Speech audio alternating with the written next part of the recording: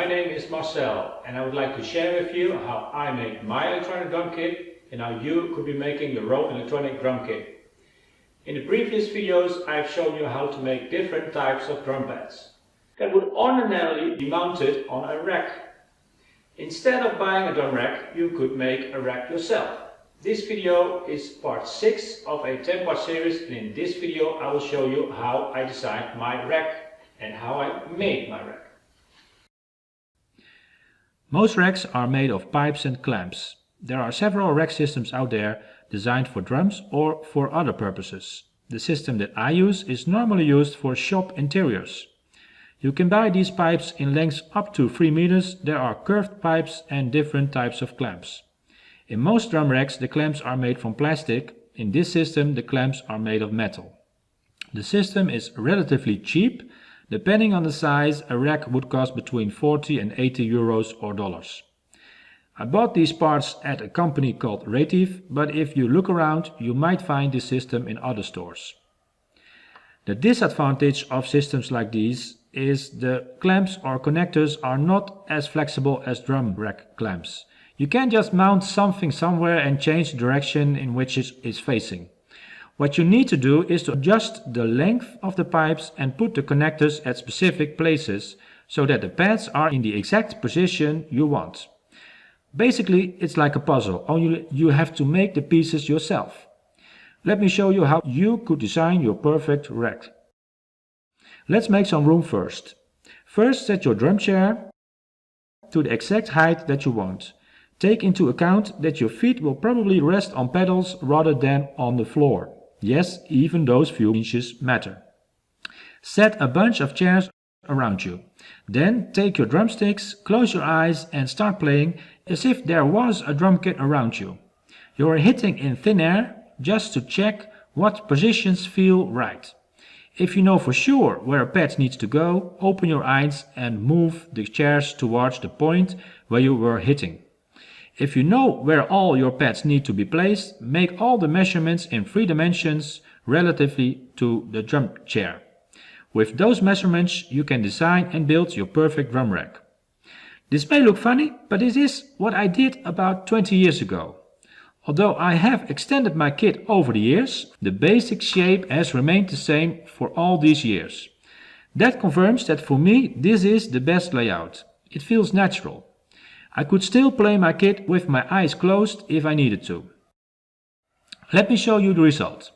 This is my rack from above without any pads.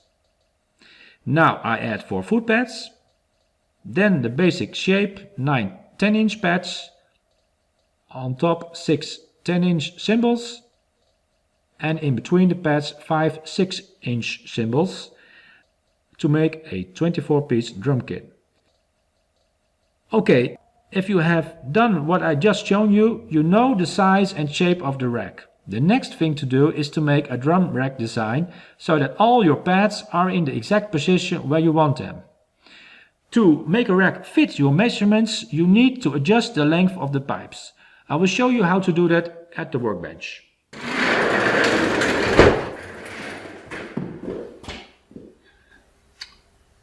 How to cut pipes.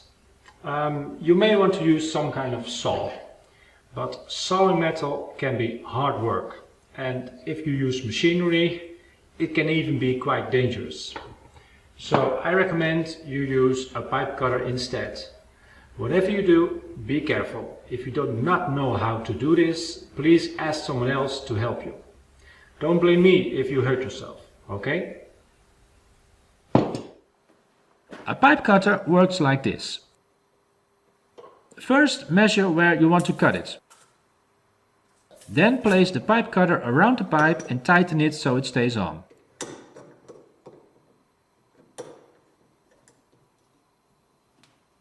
Then you might want to check whether it's in the exact position. Then start swinging the cutter around the pipe. Whenever you feel the resistance getting low, tighten it by turning the knob and go on. Depending on the force you apply, the pipe will be cut in 10 to 30 seconds.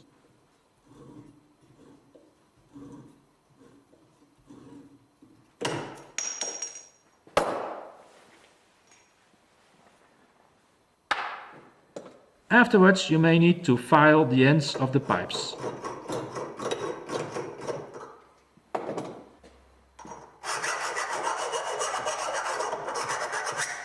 Depending on where the pipes go, you may want to put plastic caps on the ends as well. So now you know how to cut pipes. With connectors you can build a rack in practically any shape and size. The next thing is how I mount my pads.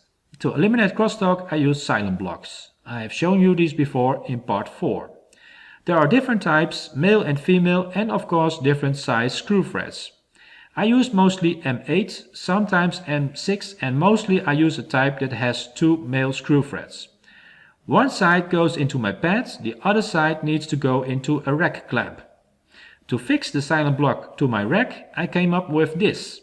A piece of aluminum with a screw thread in the middle. I call it an insert, maybe in hindsight not the best name, but what's in the name, right? The silent block goes into the insert and the insert into the clamp.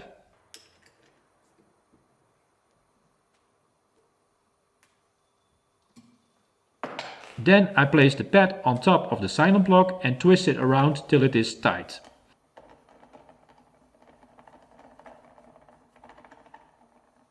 After that I check whether the connectors are on the inside where I want my cables to go. If the connector is not aligned as I want it to be, I loosen the clamp and move the pad, the silent block and the insert clockwise until it is aligned. Then I tighten it again. That way all connectors are aligned the way I like it. As you have seen in my previous videos, I also use cymbals. You could mount them in the same way, but I like the look of curved pipes going up and I like my cymbals horizontal. So this is what I came up with. This is a leveling foot. In Dutch it is called a stelvoet. Normally it goes on the bottom end of a pipe, but you can put it on top as well. That means that you have a female screw thread in which you can put a silent block. Then it looks like this.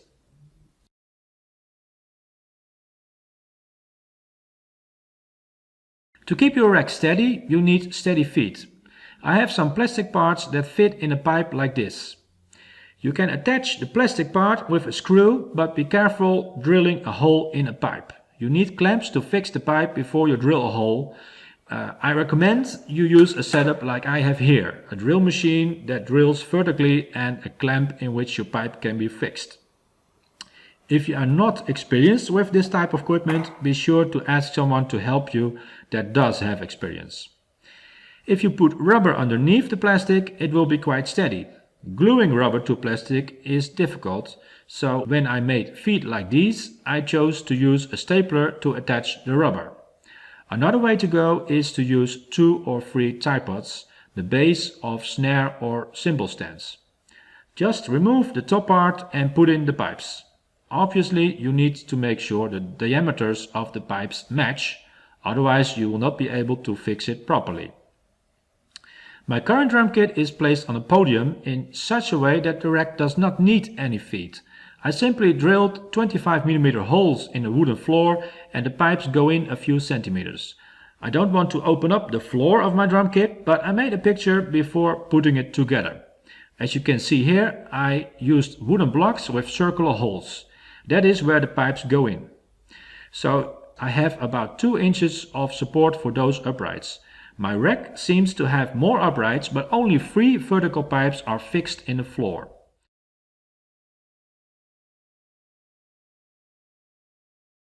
On top of the floor I use flanges that have a horizontal screw inside that can be used to fix the pipe.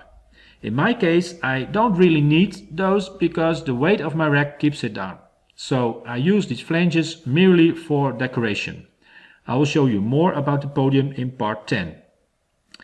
Just like in the previous parts, I would like to leave you with an idea that might help you to make something a bit different. As I explained, 20 years ago I designed my first rack by hitting in the air like I described. Back then I hadn't found this rack system yet. The father of my brother-in-law had a welding station and he welded a complete rack for me. A gigantic project which I could not have done myself, so he helped me out big time. The thing is, the rack he built for me had no clamps at all. He made it so I could take it down in parts and I could build it up again, but he did not use any clamps. The rack just had screw threads wherever a pad needed to go. So you could say the rack was totally fixed. The downside of this is of course that you cannot make small adjustments. But that is also the advantage. If everything is exactly where you want it, you will be certain that all pads are in their right places at all times.